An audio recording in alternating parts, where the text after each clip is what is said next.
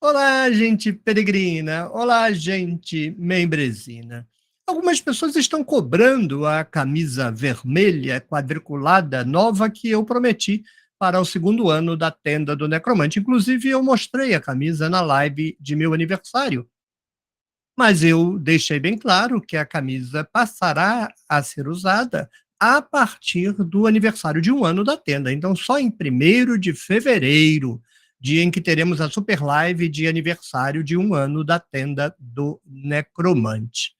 Até lá, essa velha camisa azul, a única que eu uso. No segundo ano da tenda, usarei apenas a camisa vermelha quadriculada.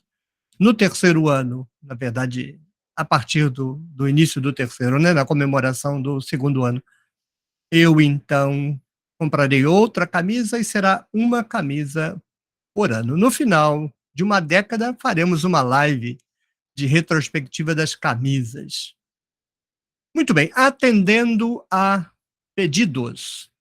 Vamos atender a pedidos, nesse caso aqui, a um pedido de um peregrino da tenda do Necromante. Vamos lá ver a questão.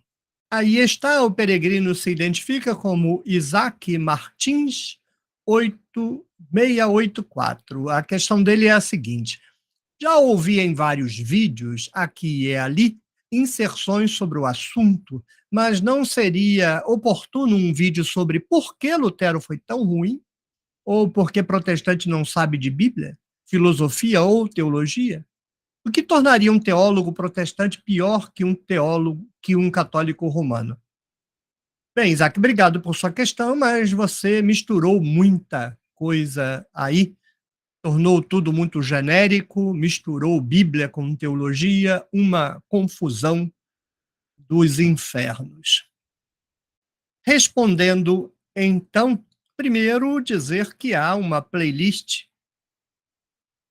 da teologia do Antigo Testamento à história da religião de Israel, da teologia bíblica, para ser mais preciso, da teologia bíblica à história da religião de Israel, 7 vídeos, ficou faltando gravar um para ficar completa a playlist, por enquanto tem 7, em que eu explico em detalhes por que Lutero foi tão ruim no campo bíblico.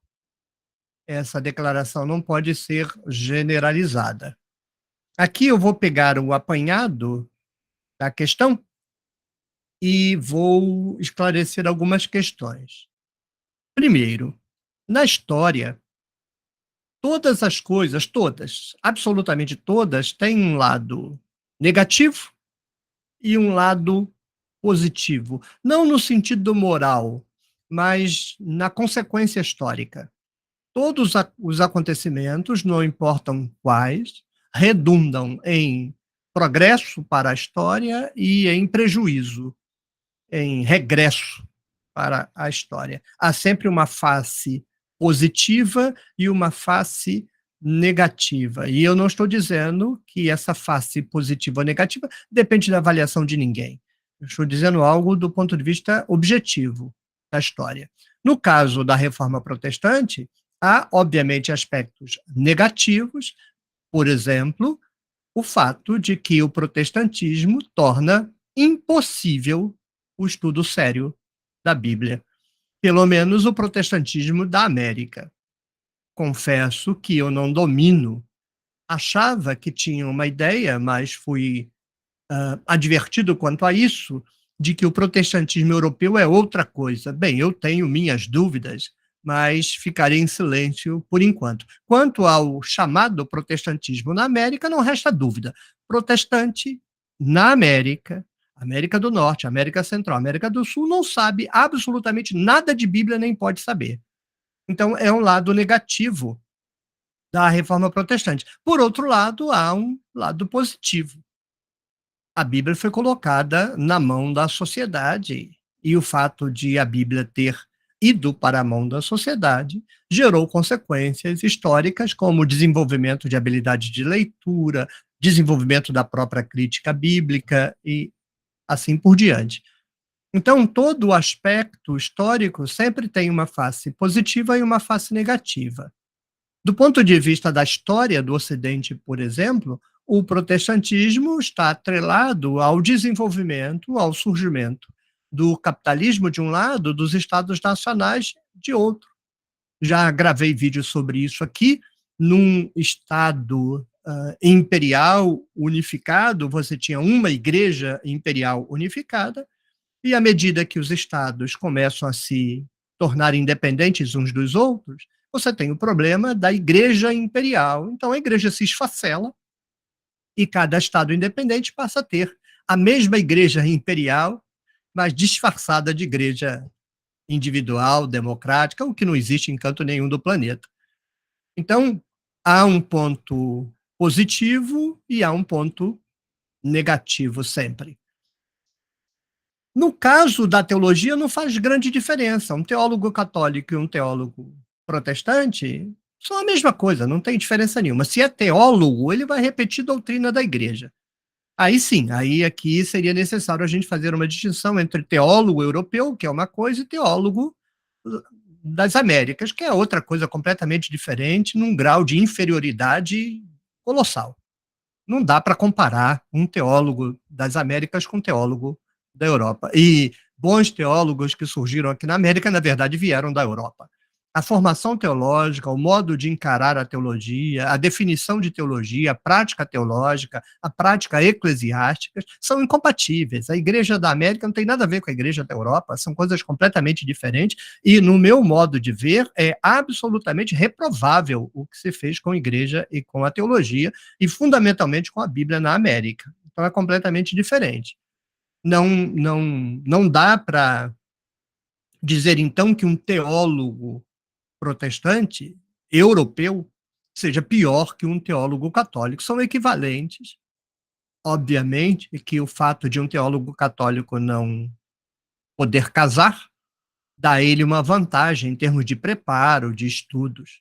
Um teólogo protestante precisa correr atrás do prejuízo em relação à formação teológica de um teólogo católico. Não, não tem comparação. O teólogo protestante precisa dar atenção à sua família.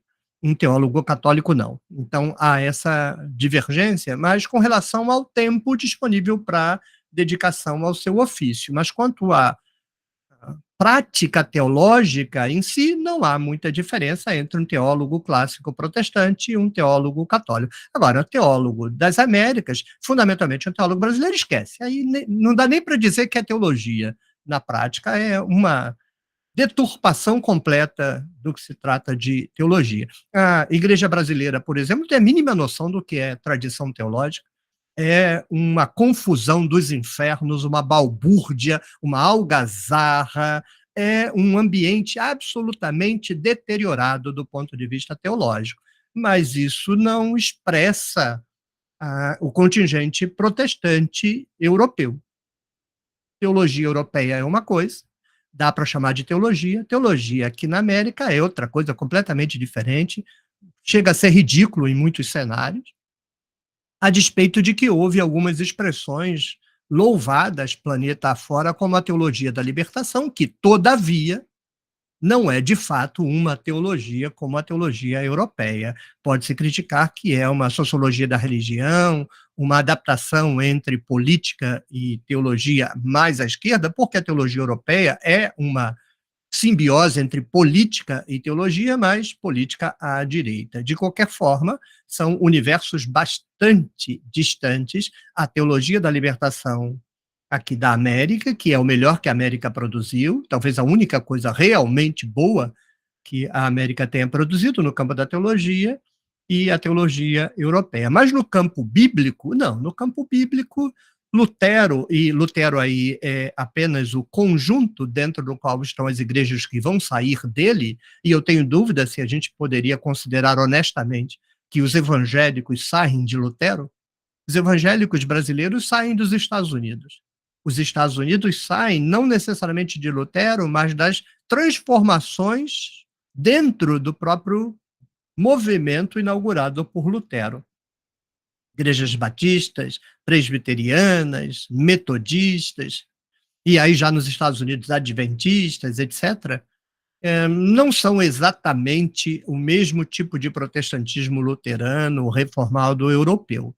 E, no caso brasileiro, nós somos o resto do que sobrou do pior que o mundo evangélico americano tem a oferecer. Se ao menos o mundo evangélico brasileiro tivesse tido origem no norte dos Estados Unidos, de onde sai, por exemplo, Norman Gottwald, é um batista, mas escreveu As Tribos de Yahvé, Introdução Sócio-Literária à Bíblia Hebraica, livros espetaculares, dignos do protestantismo europeu, e não o chorume, a porcaria que se produz no campo teológico, no meio evangélico de modo geral. Mas não, o mundo evangélico brasileiro, de modo geral, vem do sul dos Estados Unidos, um ambiente fundamentalista, racista, misógino, o pior que pode ter no planeta em termos de cristianismo. Então, não é representativo. E aí, este bolsão não sabe nada de Bíblia, não sabe nada de teologia, não sabe nada de coisa nenhuma, nem pode saber. Por que nem pode saber? Porque são escravos de um discurso político mequetrefe, falso e hipócrita até a próstata, que não tem como consertar sem fazer sossobrar todo o edifício protestante, que é a declaração mentirosa de que as doutrinas estão fundamentadas na Bíblia. Isto é mentira, ponto. Mas como as igrejas são obrigadas a verbalizar esta mentira todos os dias, como cada igreja inventa uma doutrina diferente, a Batista tem uma doutrina, a Assembleia tem outra, a Adventista tem outra, a Metodista tem outra, é o diabo.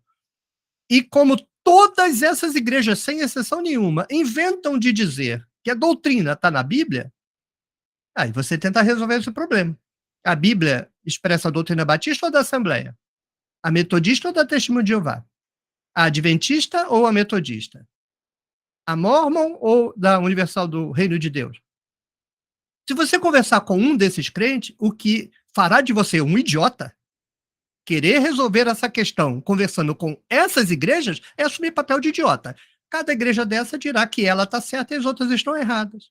Justificará sua doutrina e a interpretação da Bíblia no Espírito Santo, que é outro cinismo e outra hipocrisia, de modo que não é um ambiente para se frequentar se se quer seriedade. Não, não é. É um ambiente para se frequentar se você está com dor de barriga, desempregado, quer milagre, ou como quer a classe média iludida, teológica, como você quer buscar o sentido da vida, né? Aí o sentido da vida batista é uma Assembleia Neutra, é uma zona. Mas se você quer Bíblia com seriedade, você não pode estar nesse ambiente. Porque esse ambiente vai fazer da sua cabeça um mosaico de estupidez completa. No mundo católico, não. Porque no mundo católico, em que pese o fato de que muito padre faz palhaçada com a Bíblia, muito padre na televisão assume um comportamento ridículo, absolutamente ridículo, tão ridículo quanto o dos pastores evangélicos, porque é ridículo o comportamento geral. A norma da igreja, o valor, a doutrina fundamental da igreja não é de que a doutrina está fundamentada na Bíblia, a doutrina está fundamentada na tradição, no pronunciamento oficial da igreja, pelo seu clero maior, digamos assim. De modo que um católico pode estudar a Bíblia com seriedade, pode estudar arqueologia com seriedade, o evangelho não pode estudar arqueologia, não vai fazer papel de palhaçada, como se faz, muito evangélico famoso faz na televisão, nos canais do... É palhaçada pura, idiotice pura, mentira pura, é despudorada manipulação dos crentes. Um católico não precisa desse circo, porque um católico não precisa mentir, a não ser que sejam desses neopadres espalhafatosos, fascistoides, mentecaptos, que enchem aí a televisão. Mas um padre de formação e orientação do Vaticano pode, de um lado, ensinar as doutrinas às ovelhas, como qualquer pastor, a catequese, o ensino doutrinário, e, ao mesmo tempo, ensinar crítica bíblica. Afirmar que o Pentateuco não foi escrito por Moisés, que a Bíblia é um livro escrito por centenas de pessoas em diferentes épocas e espelha o pensamento desses autores e pronto, não precisa mentir. Então, nesse sentido, um biblista católico é infinitamente melhor, em tese, porque há biblistas católicos tão ruins quanto evangélicos. Mas aí não é culpa dele ser católico, é culpa dele ser ruim. Mas um biblista evangélico é ruim porque é evangélico. Nem que ele quisesse, ele poderia ser bom, porque ele é escravo de um sistema corrompido, contaminado, estragado na base, que só funciona na hipocrisia, na falsidade e na manipulação. Então, vamos fazer as distinções. Não é que Lutero seja ruim no todo. Eu faço um recorte no campo bíblico. No campo bíblico não salva. Parece que o protestantismo europeu, tenho minhas reservas quanto a essa declaração, corrigiu a tonteria do Lutero. Tenho minhas dúvidas. Se o protestantismo europeu corresponde ao protestantismo da América, não corrigiu nada, é lama, é fossa séptica e podridão completa, porque a Bíblia é absolutamente desconhecida, manipulada, desrespeitada e estuprada no meio onde Lutero é evocado contra a besta papal. Mas é apenas um recorte num aspecto de Lutero. O fato dele ter mentido dizendo que a doutrina tem fundamento bíblico. Mentiu. Não, não é que ele acreditava, mentiu despundoradamente.